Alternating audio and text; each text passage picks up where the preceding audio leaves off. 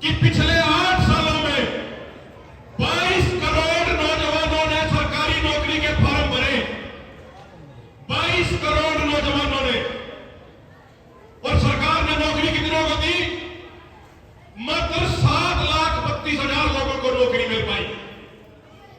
यानी जब 300 बालका ने फॉर्म भरा तो हर 300 बालका में से मात्र 1 बालक को सरकार नौकरी दे पाई। अगर आप ये अंदाजा लगाओ कि फॉर्म भरने की फीस सरकार ने मात्र 1,000 रुपए ली होगी, तो भी 22 करोड़ फॉर्मों के 22,000 करोड़ रुपए तो सरकार ने सिर्फ फॉर्मा की फीस में कमा लिए, और नौकरी दी मात्र 7 लाख लोगों को। यानी इससे एक बात समझने की है, जो बुजुर्ग बैठे हैं उन्हें भी समझनी चाहिए, जो नौजवान बैठे हैं उन्हें भी समझनी चाहिए। यानी सरकार द्वारा आज के दिन नौजवानों के लिए कोई रोजगार नहीं है, कोई नौकरी नहीं है। तो रोजगार का मामला सरकार ने कर दिया खत्म। और ध्यान देना चाहिए, मेरे भी दिन याद आवे हैं 2014 से पहला, जब हमारे पास देश के प्रधानमंत्री हैं तो ये क्या करते कि भाई मन्ना प्रधानमंत्री बना दो, मैं साल में 2 करोड़ नौकरी दूंगा। पूरे टीवी चैनल पर भाषण चले। ये जब प्रधानमंत्री नहीं बने थे उस टाइम क्या करते कि मन्ना प्रधानमंत्री बना दो, पहली कलम तो जमींदारा की स्वामीनाथन आयोग की रिपोर्ट लागू करूंगा। क्या करते कि नहीं क्या करते, एक बार हाथ ऊपर करके बताओ। ये जो क्या करते हैं कि भाई मन्ना प्रधानमंत्री बना दो, पहली कलम तय फौजिया की 1 रैंक 1 पेंशन लागू करूंगा। लेकिन 2014 के बाद तय लगातार जंतर मंतर पे हमारे रिटायर्ड फौजी भाइयों का धरना चल रहा है, और अब तक 1 रैंक 1 पेंशन लागू नहीं करी गई। साथियों, अपने बड़ा दुख होता है। 2014 से पहले जब हमें कई बार गुजरात जाने का मौका मिला और हमने उन्हें देखा कि जो पुलिस वाले भाई थे जिनकी पुलिस में नौकरी लग गई थी, वे उस टाइम भी कॉन्ट्रैक्ट पे थे गुजरात में। मात्र 10 से 12,000 रुपए महीने उनकी तनख्वाह हुआ करती। हमने उन्हें देखा किस तरीके से ऊंचा सरकारी मंडी और सरकारी मंडियों का बुरा हाल था। हमने देखा कि जिस रोड पर टोल लगा हुआ था वो रोड तो बढ़िया बनाए हुए थे, बाकी रोड की हालत बड़ी खराब थी।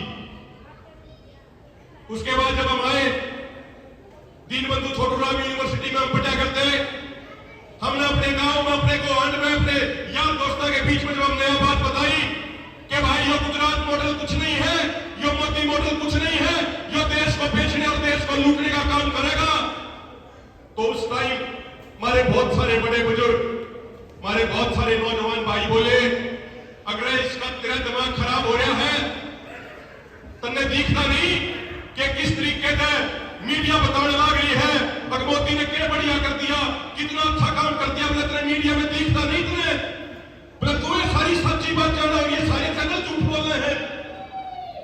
बोले भाई तेरा तो दिमाग खराब हो गया, बोले तू तो सिर्फ विरोधी मानसिकता का हो गया। बहुत सारी बात कही गई, और खासकर नौजवान तबका, उस टाइम नई नई सोशल मीडिया का जमाना आया था और मीडिया की बात सुन के खासकर नौजवान तबका पागल हो गया और मोदी मोदी मोदी मोदी करने लग गया। और 2014 में ये राज में बिठा दिए, और जब तक ये राज में आए हैं तो इन्होंने सारे मेहनत कश लोग सड़कों में बिठा दिए। कदे किसान का आंदोलन हो, कदे नौजवानों का आंदोलन हो, कदे मजदूरों का आंदोलन हो, कदे भाईचारे खातर आंदोलन हो, सारे लोग अब सड़कों में बैठे पिछले 8 साल तक। तो चलो जो टाइम बीत गया वो बीत गया, ये तो बात सोचे तो कोई फायदा नहीं है, लेकिन आज हमने एकजुट होना पड़ेगा देश को बचाने के लिए। साथियों, हालात ये हैं, जब किसान भाइयों का जो टोटल कर्जा पूरे देश में है वो मात्र 10 से 12 लाख करोड़ का है। अगर एग्रो बेस्ड इंडस्ट्रीज का कर्जा छोड़ दिया जाए तो जब किसानों का 10 से 12 लाख करोड़ का कर्जा माफ करने की बात आवे है तो सरकार कहे है कि भाई मात्र पीछे खत्म हो गए, देश में आर्थिक मंदी आ जाएगी, इतना रुपया कड़े तले आवे। लेकिन जो पिछला संसद का सत्र चल रहा था, इस संसद के सत्र में भारत सरकार के मंत्री ने संसद के अंदर यह बात स्वीकार करी कि मोदी सरकार के 8 सालों में यह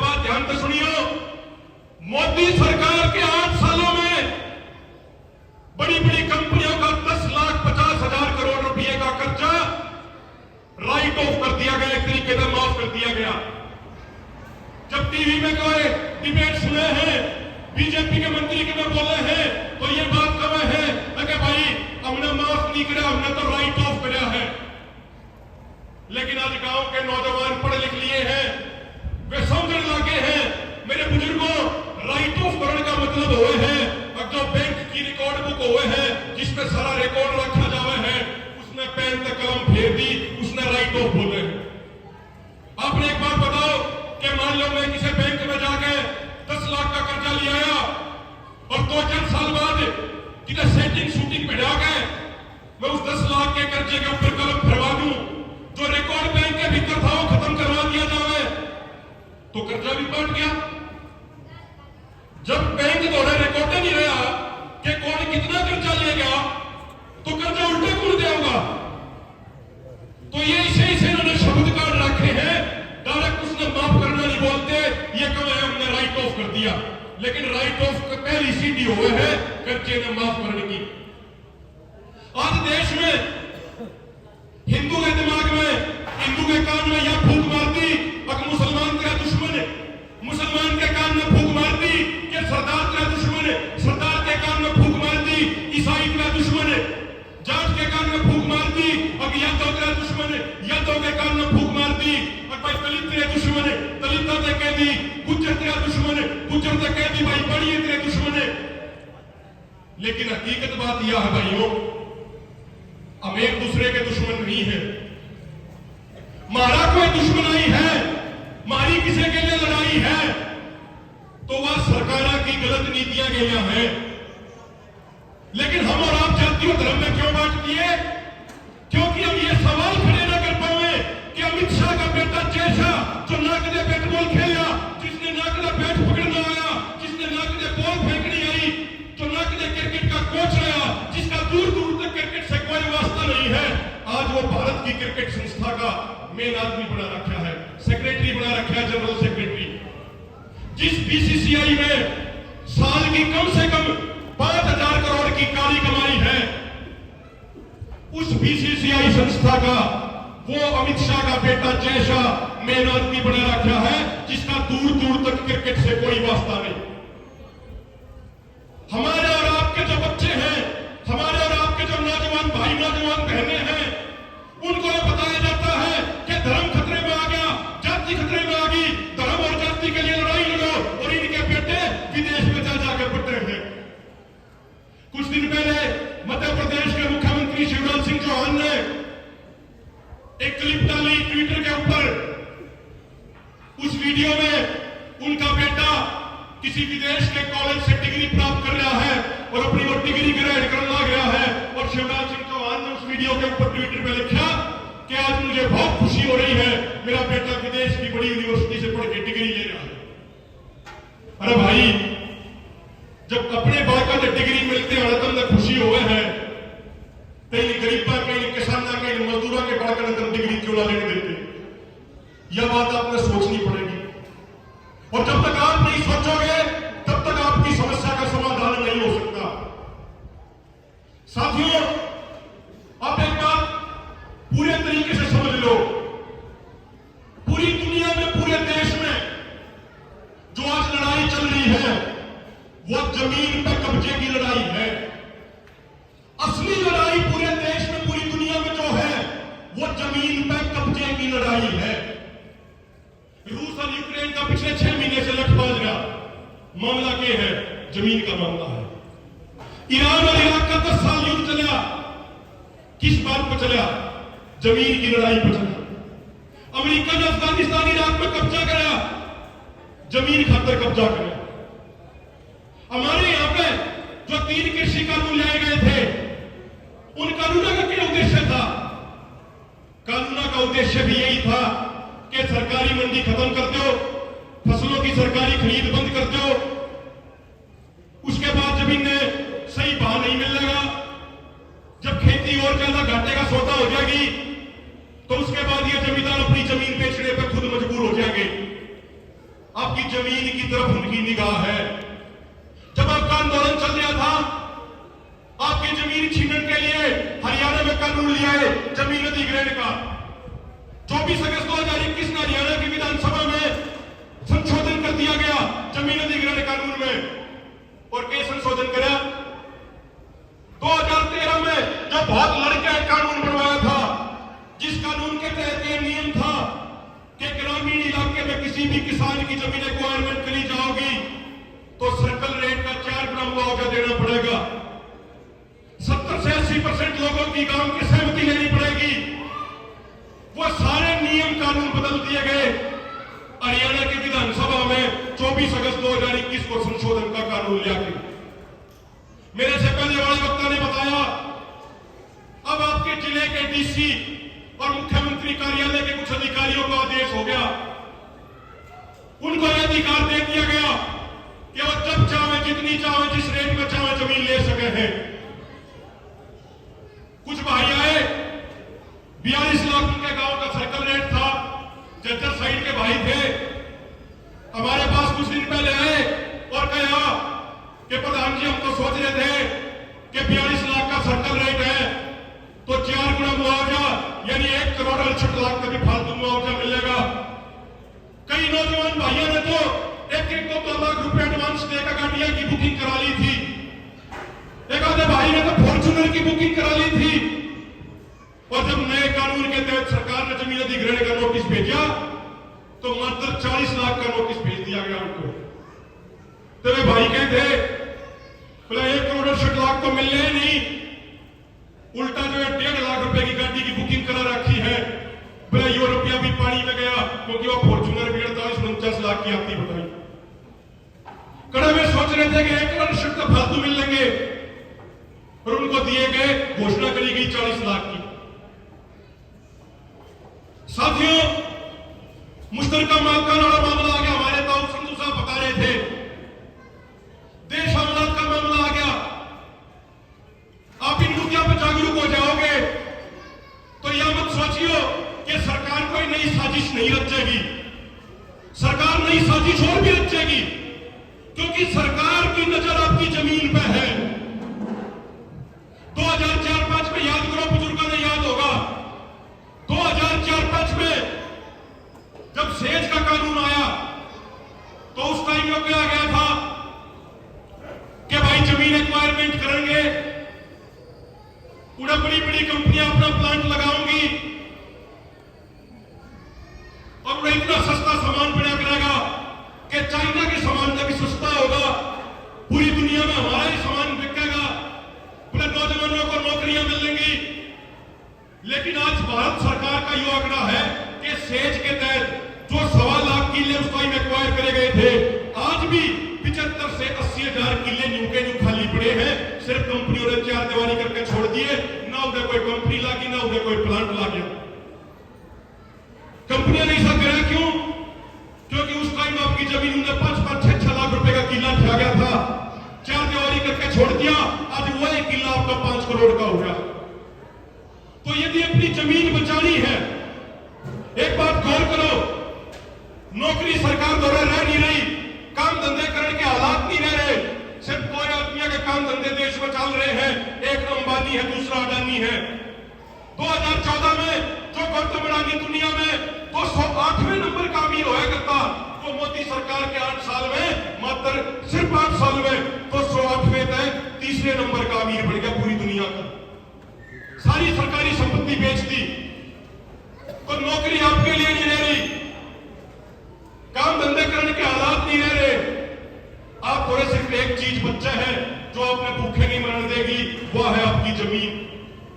इस जमीन को बचा लो, ना तो आने वाली पीढ़ियों के लिए भूखे मरने की नौबत आओगी। हरियाणा के लगभग तमाम जिलों से साथी आ रहे हैं। हरियाणा में 6 से 6,500 गांव हैं। हरियाणा के हर गांव में शायद कोई ऐसा गांव होगा जिन्हें बिहार से लेबर ना आती होगी, नहीं तो हर गांव में बिहार से लेबर आवे है कि नहीं आती? एक और हाथ ऊपर करके बताओ एक बार।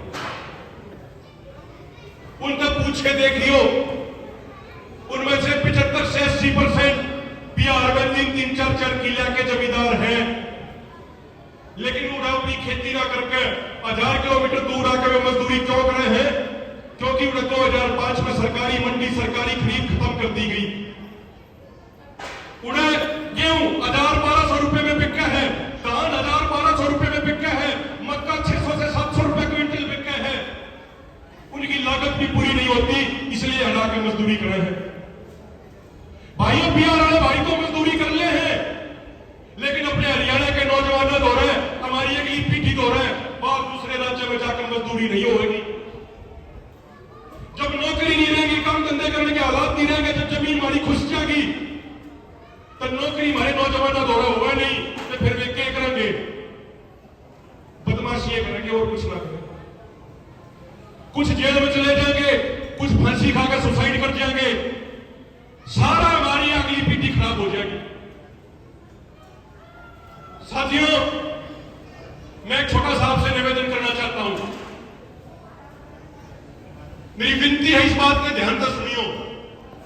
अगर आप चाह रहे हो कि अपने प्रदेश में हमने कोई बड़े आंदोलन बड़ी मजबूती से लड़ने हैं, निर्णायक आंदोलन हमने लड़ने हैं, जिस क्रांति की बात हम कर रहे हैं, तो सबसे पहले हरियाणा के एक एक गांव में यूनियन की कमेटी बनानी पड़ेगी।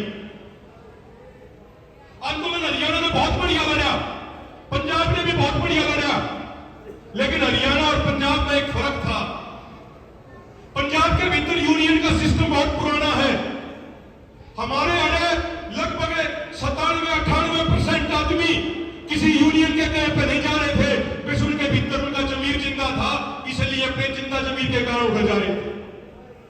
कोई खापा की तरफ से जा रहा था, कोई अपने गांव की तरफ से जा रहा था। जबकि मैं बात हो जाया करती कि मैं झगड़ा हो जाया करता, तो अपने हरियाणा के लाखों आदमी बॉर्डरों पर पहुंच जाया करते। और नहीं तो कई बार हमने ऐसा भी देखा, हरियाणा के कई गांवों की झोपड़ियां पर कई दिनों की ताले लागे रहे। तो हम भी जब तक पंजाब के तरीके से यूनियन का सिस्टम नहीं बनाओगे, तब तक कोई बड़ी लड़ाई निर्णायक तरीके से नहीं लड़ी जा सकती।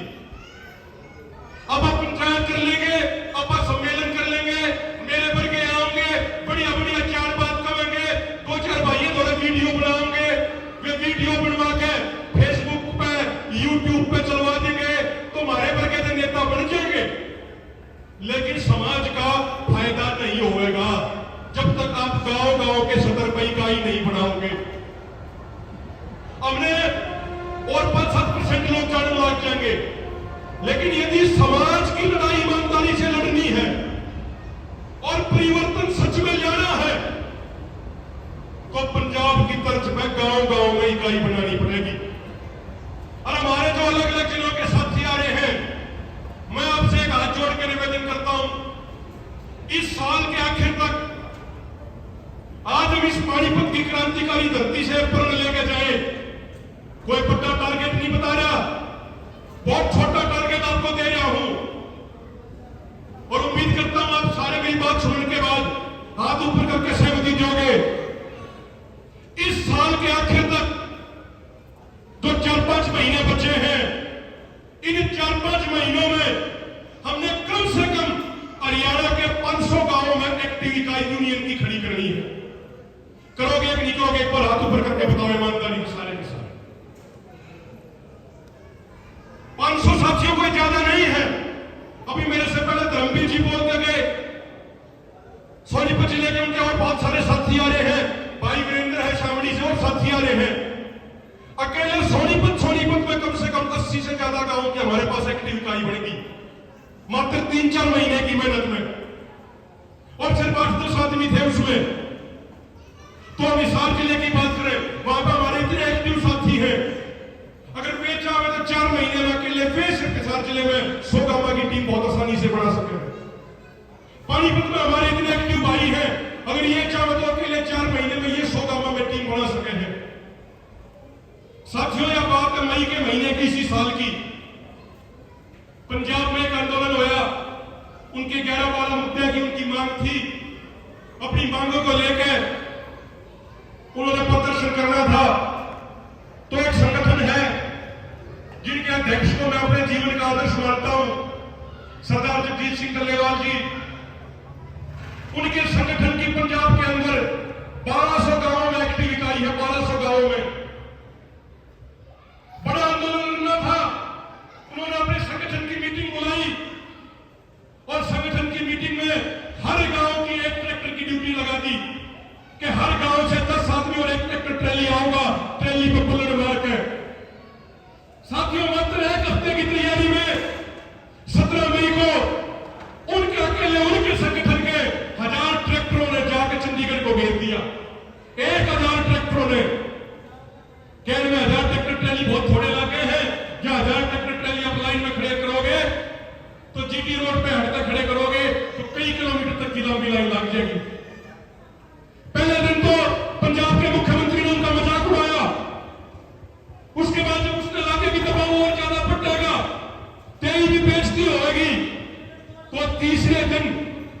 भगवंत मान आके किसाना के पाया में पड़ गया, बोला आपकी गलती होगी माफ कर दो। सीएम अपने हाथों में प्लेट लेकर आया और किसान नेताओं से बोले जी खाना तो खा लो पहला। और वे किसान नेता बोले अब तूने किसानों का अपमान करने का काम किया है, तूने किसानों का कटाक्ष करके हमारी बेइज्जती करने का काम किया है, तेरे हाथ का भोजन हम नहीं खाओगे, सरकारी खाना हम नहीं खाओगे, अगर तेरे बात करनी है तो हमारी मांगों के ऊपर बात कर। सिर्फ 3 दिनों में उन्होंने सरकार झुका दी और 12 में से 11 मांग अपनी पूरी कर आए। पंजाब में अधिकतर जगहों पे 7250 रुपया प्रति क्विंटल के हिसाब से मूंग बिकती है। तो यह चीज जो सफल हो पाई या उनके जो गांव सदर की कमेटी है, जो उनकी गांव की इकाई है, उसके कारण सफल हो पाई है। अगर हरियाणा में 2024 से पहले कोई बड़ा आंदोलन खड़ा करना है तो गांव में आज तक इकाई बनानी शुरू कर दो। मैं आपको ईमानदारी से एक बात बताना चाहता हूं भाइयों, अगर किसी ने शक हो मेरा फोन चेक कर लियो बेशक। दूसरे राज्यों के बहुत सारे कार्यक्रम हमारे पास आते हैं। अभी 17-18 सितंबर का एक यूपी में एक प्रोग्राम था बनारस में, यूनिवर्सिटी के स्टूडेंट बुलाना चाह रहे हैं। ग्वालियर से, शिवपुरी से, शिवपुर से, साउथ के राज्यों से, गुजरात के भाई बुलाना चाहते हैं। लेकिन बहुत कुछ सोच समझ के हमने अभी बाहर जाना बहुत कम कर रखा है, क्योंकि हमारा लक्ष्य सिर्फ एक है कि गांव में जब तक इकाई खड़ी नहीं होगी, जब तक कोई लड़ाई मजबूती से नहीं लड़ी जाओगी। मैंने एक बात बताओ, हम बनारस जाकर भाषण दे रहे हो लंबा चौड़ा और हमारे हरियाणा में सरकार किसानों को अपमानित करके उनकी जमीन खोस ले तो हमारी क्या इज्जत रह जाएगी? कोई भाई में खड़ा होकर कहेगा अरे तुम इतने बड़े चोच नहीं बन रहे, थारे खुद के राज्य में, थारे खुद के प्रदेश में सरकार जमींदारों की जमीन खोस डालेगी और तुम हमारे आड़े आके बड़े बड़े भाषण दो, हमारी क्या इज्जत रह जाएगी जी? रह जाएगी कि नहीं रह जाएगी? कि भाई इज्जत रहेगी कि नहीं रहेगी? मैं एक विनती जरूर करना चाहूंगा मेरे नौजवान साथियों से, ज्यादा नहीं लेकिन 10-12 साल हो गए, शायद नॉर्थ ईस्ट में कुछ राज्य छोड़ दे तो बाकी तमाम राज्यों में हमने जाकर आंदोलनों में हिस्सेदारी करी है। एक बड़ी समस्या चल रही है नौजवानों में, वो समस्या क्या है? अगर नौजवान यूं सोच रहे हैं शॉर्टकट से चुटकी बजाते हम नेता बन जाए, कोई जमीन पर काम नहीं करना चाहता, यूं सोच रहे हैं सांझ में 2 वीडियो डालो, तड़के 2 वीडियो डालो, अगले दिन फिर 4 वीडियो डालो, बोले नेता बन जाओगे। जब तक जमीन पर काम नहीं होगा, हम कितने फेसबुक लाइव कर ले, कितने हम टीवी पे इंटरव्यू दे ले, कोई फायदा नहीं उन चीजों का। किसी भी व्यक्ति की शुरुआत जो होती है वो व्यक्ति की शुरुआत अपने घर से होती है। आज ये हिसार वाले भाई हमारे बीच में आ रहे हैं, इन भाइयों ने 1.5 साल तक बहुत मजबूती से अपने हिसार में आंदोलन लड़ा, इसलिए जहां भी जावे इनकी इज्जत हो गए है। अगर इनके पास अपने जिले में कुछ नहीं होता, अगर इनके पास अपने ब्लॉक में कुछ नहीं होता तो बाहर इनकी कोई इज्जत नहीं करता। जब तक आप अपने घर में मजबूत नहीं होगे, जब तक कम से कम आपके अपने जिले में 1000 लोगों को जोड़ने की कैपेसिटी नहीं होगी, तब तक बड़ी बड़ी बात करने का कोई फायदा नहीं है। पंचायतों में जाकर बड़े बड़े दावे करने का कोई फायदा नहीं है। साथियों को जमीन पर काम करना पड़ेगा, ग्राउंड पे लोग जोड़ने पड़ेंगे, जब जाकर बात बनेगी। छोटी छोटी आखिर में 2-3 बात और कहूंगा, जो भी हमसे साथी जो जुड़े हुए हैं, या फिर यह कह लो कि जो हमारा एक परिवार है, हमने एक आदत डालनी है अपनी, हमने किसी भी व्यक्ति की, किसी भी दूसरे संगठन की, हमने सामाजिक तौर पे कहीं भी बैठ के कभी भी कोई आलोचना नहीं करनी। अगर हम किसी दूसरे को बुरा बताओगे तो हम खुद भी बुरे बनेंगे। अगर हमने किसी को बात कहनी है तो उसके मुंह के आगे बैठ कर ये बात कहें, भाई तेरी ये पॉलिसी गलत है, तेरी ये गलत है और इनसे हम सहमत नहीं है। मान लो कोई संगठन कहता कि वो राजनीति में जाओगा तो हम उसके मुंह के आगे आवाज बैठ के कहें और भाई तेरी राजनीति वाली बात तो हम सहमत नहीं है। लेकिन जब कोई समाज की बात आवे, जब कोई भाईचारे की बात आवे, जब कोई अपना किसानों का मुद्दा आवे, नौजवानों का मुद्दा आवे, तो उन्हें हम सारी चीजें न भूल गए, हम साथ खड़े होकर सरकार का विरोध करें। हमारे समाज में एक अपनी समस्या है, हम क्या सोचने लग जाएंगे, अच्छा फलाने के लिए आदमी जुड़न लगे, फलाने की ठीक बोलचाल हो रही है, तो हम कोशिश क्या करेंगे, अधिकतर हमें उसके पान पकड़ कर, उसका कट्टा पकड़ कर उन्हें नीचे खींचने की कोशिश करेंगे। हम सोचेंगे भाई ये ऊपर क्यों कर चला गया, इसने तो ले जाओ। भले मानसों जब 2 मिनट सोचे, उससे गट्टे न पकड़ के, उससे पान न पकड़ के हम भी तो ऊपर जा सके हैं।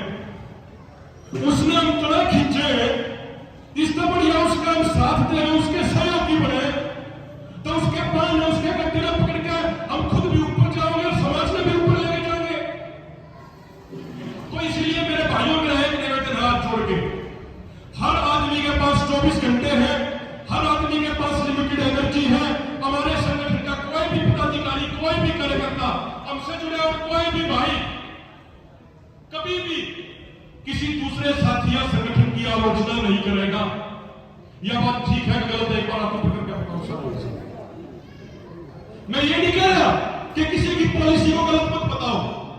अगर कोई पॉलिसी गलत अपना रहा है तो उस पॉलिसी को गलत बताओ, उसके सामने बैठ के बताओ, उसके लिए बहस करो।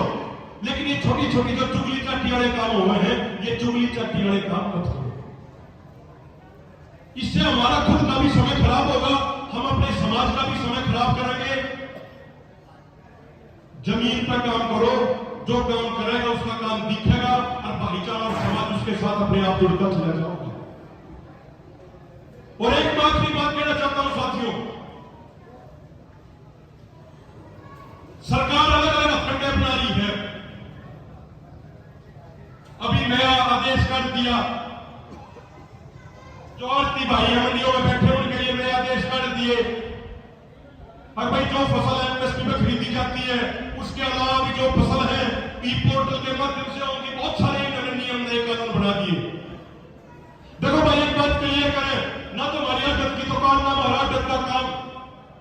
लेकिन मैं आपको एक बात बताना चाहता हूं कि जो सरकार ये आड़तियों को परेशान करने का काम कर रही है, इसका असली निशाना किसान है।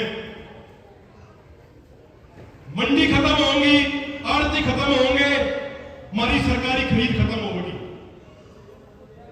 जो नए नए तरीके से कदे किसान ने, कदे जमींदार ने, कदे किसी मजदूर ने जो ये निशाना बनाने लग रहे हैं, इनका एजेंडा एक है, अब भाई किसी भी तरीके से मंडियों ने खत्म करो। जो हमारे जमींदार भाई बैठे हैं, हमने मेरा भी हो किस बात का। हरियाणा के मंडी कानून में और नियम है कि मान लो कोई आड़ती आपके रुपये लेकर भाग गया, कोई आड़ती किसानों के रुपए लेकर अगर भाग जावे है,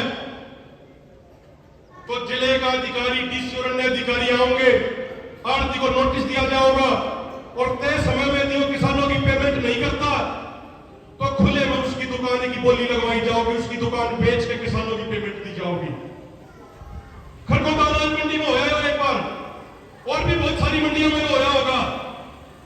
तो जो आज की यह व्यवस्था है, यह पूरी व्यवस्था एक कड़ी है। इस कड़ी से एक भी चीज निकलेगी तो पूरी व्यवस्था फेल होने की तरफ जाओगी। इसीलिए मैं यह बात कहना चाहता हूं कि सारे साथी मिलजुल कर आंदोलन लड़ो।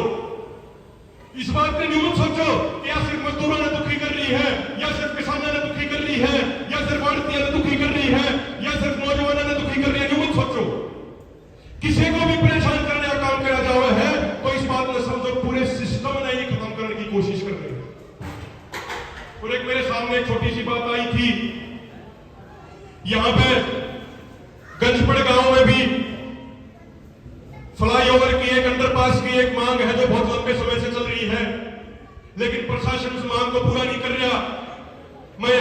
सोनीपत के साथियों को यह विश्वास दिलाता हूं कि आपको जैसा उचित लगे आप वहां पर धरना लगाने की शुरुआत करो, और जब भी आप कोई पट्टी खोल दोगे तो हम सारे साथी बड़ी से बड़ी संख्या में आपका साथ देने के लिए पहुंचेंगे।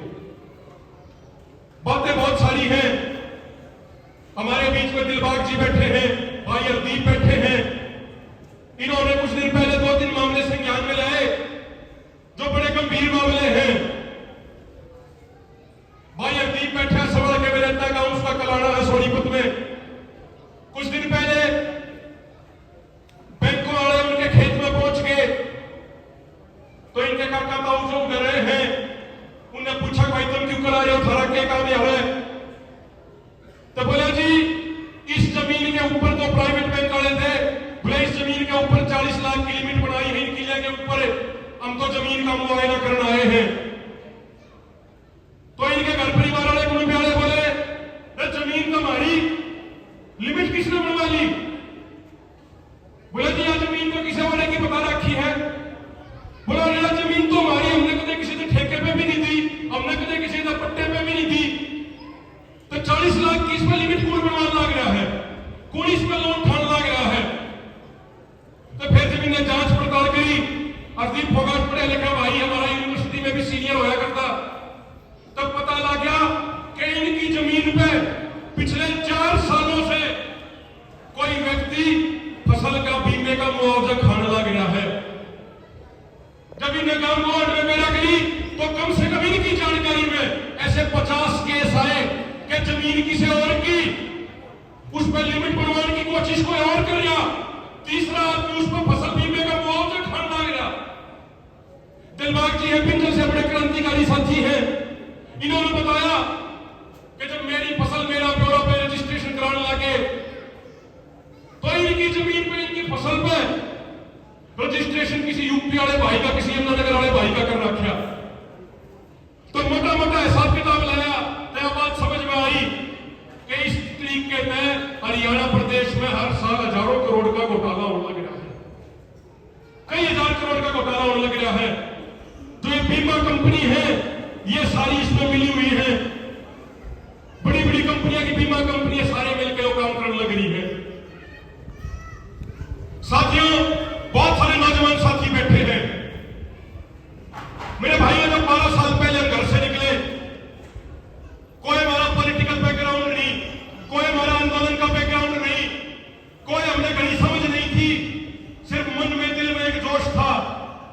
बहुत ठोकर खाई, बहुत जूझ खाए, बहुत कुछ सहा, लेकिन हमने अपना कभी हौसला नहीं खोया और चुपचाप अपने रास्ते में चलते गए।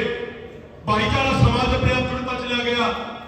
तो मैं तमाम नौजवान भाइयों को एक बात कहना चाहता हूं, जो भाई नए आए हैं, जिन्हें साल 2 साल 3 साल हुए हैं, साथियों नौजवान मेरे भाइयों बहनों, इस दुनिया का एक नियम है कि बिना कीमत चुकाए कुछ भी नहीं मिलता। अगर कुछ हासिल करना है तो समय देना पड़ेगा, जिंदगी लगानी पड़ेगी, संघर्ष करना पड़ेगा, एटी किसानी पड़ेगी।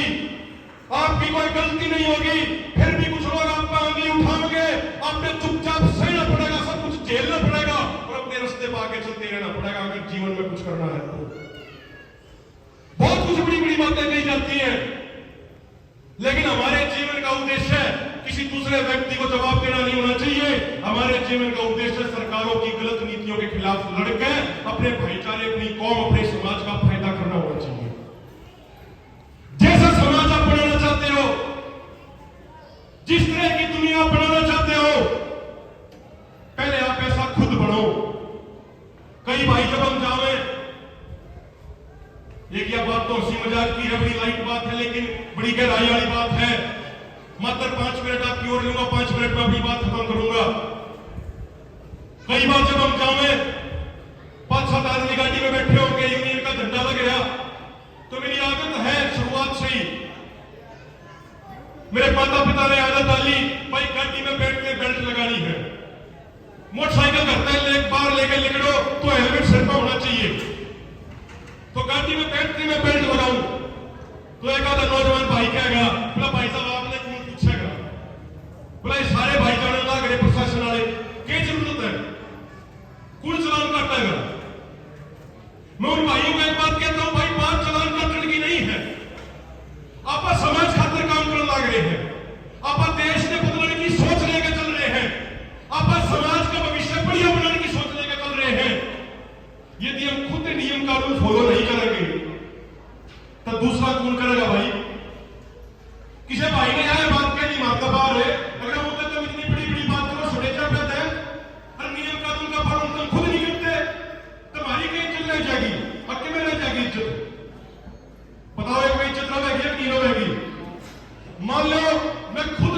जीवन में बेईमान हूं, मान लो खुद मैं अपने जीवन में खूब भ्रष्टाचार करता हूं, खुद गलत काम करता हूं, और आपका भाषण तुम्हें हरा गया कि भाइयों बहनों ईमानदारी दिखानी चाहिए, अच्छे तरीके से काम करना चाहिए, मेरी बात में कोई मानेगा भाई? बताओ एक बार, सारे हाथ ऊपर करके बताओ, जब मैं खुद बेईमान हूं और मैं बाहर आके ईमानदारी की बात करूं तो मेरी बात कोई मानेगा कि नहीं मानेगा? एक बार हाथ ऊपर करके सारे भाई बताओ एक बार। जब तक मैं खुद ईमानदार नहीं होऊंगा तब तक हमारी बात कोई नहीं मानेगा। हमने अपने जीवन से, अपने भीतर से ईमानदारी की शुरुआत करनी पड़ेगी। यह सामाजिक जीवन का सबसे पहला नियम है। हम ईमानदारी से लड़ाई लड़ेंगे तो तब भाईचारा हमारी बात सुनेगा। और आखिर में पूरी पानीपत की कमेटी का मेरे बड़े भाई मास्टर रविंद्र अहलावत जी का, मैं जिनका काम मैंने पिछले 1.5 साल में देखा, साथियों आपको एक बात बताना चाहता हूं कि रविंद्र अहलावत जी जैसे व्यक्ति इस संसार में, इस समाज में बहुत कम होते हैं। यह बात ध्यान से समझने की है। आज तक पानीपत